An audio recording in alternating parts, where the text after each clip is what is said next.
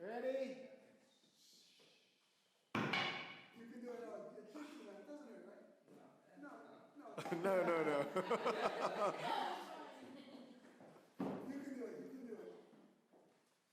it. Okay, so here's the background to that video.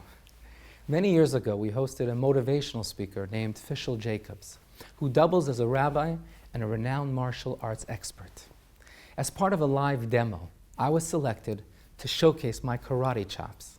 And as you can see from the video, I failed on my first attempt and succeeded on my second. Here's what made the difference between the two attempts. When I lifted my hand the first time, a voice inside my head said, "You cannot do it." I had felt the strength and thickness of the wooden board, and after a quick assessment, my doubtful mind notified my arm that it probably didn't have what it needed to break through the board. And so it didn't.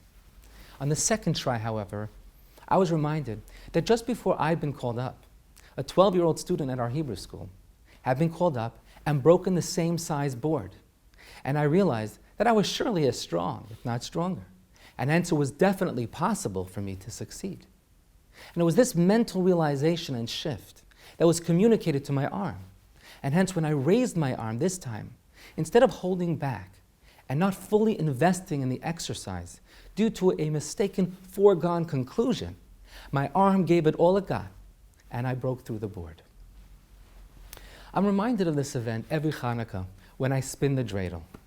You see, the dreidel is essentially made up of a box with a spinning handle on the top and a pointed bottom at the bottom. The base or the box of the dreidel has 4 walls, each displaying a different Hebrew letter that stands for a different Hebrew word that makes up the Hebrew phrase, Nes Gadol Haya Sham. A big miracle happened there. Another way to interpret these 4 letters is that they spell out the rules of the game. If your dreidel falls on a gimel, for example, gimel, which stands for the Yiddish word ganz, which means whole or everything, you take everything in the pot. If it lands on a nun, which stands for nisht or nothing, you do nothing. If it falls on the hay, which stands for halb or half, you take half the pot. And if it falls on the shin, which stands for shtel ein or put in, you must put a few coins into the main pot.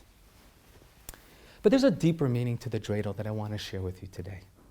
The gimel of the dreidel can also stand for guf, which means body, nun for nefesh, which means soul, the sin for seichel, which means the mind or intellect, and the hey for hakol, which means one's entirety.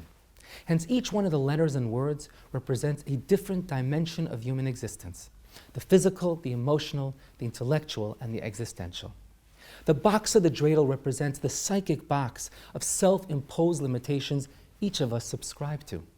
On the physical level, how often do we say, I don't have the time or energy to work on my marriage, on my parenting, on my spiritual life, on my self-development? But let's be real.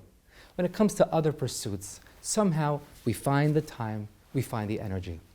For example, you might be unwinding at home after a full day of work and get a call about a unique business opportunity which requires you to fly across the world. What do you do then? Suddenly you find the time and energy you thought you didn't have.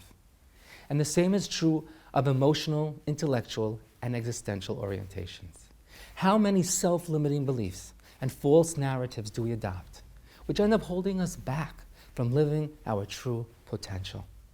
And here we come to the spinning dreidel. According to the Kabbalah, the square represents limitations, and the circle, which has no beginning or end, represents infinity. When you observe a spinning dreidel, you see something that was once a square suddenly transformed into a circle. And you realize then that so often the lines between the squares and the circles of life are not fixed but fluid. They aren't real but imaginary. And this is the essence and energy of Hanukkah, the festival of miracles and lights.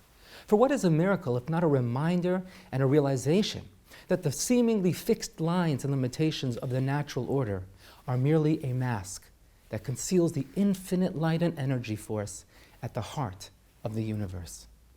So as you spin your dreidel this year, internalize the spiritual truth that you have the power to shed your fixed mindset and scarcity complex, and take a moment to recognize the innate, unlimited potential we each possess within. Happy Hanukkah.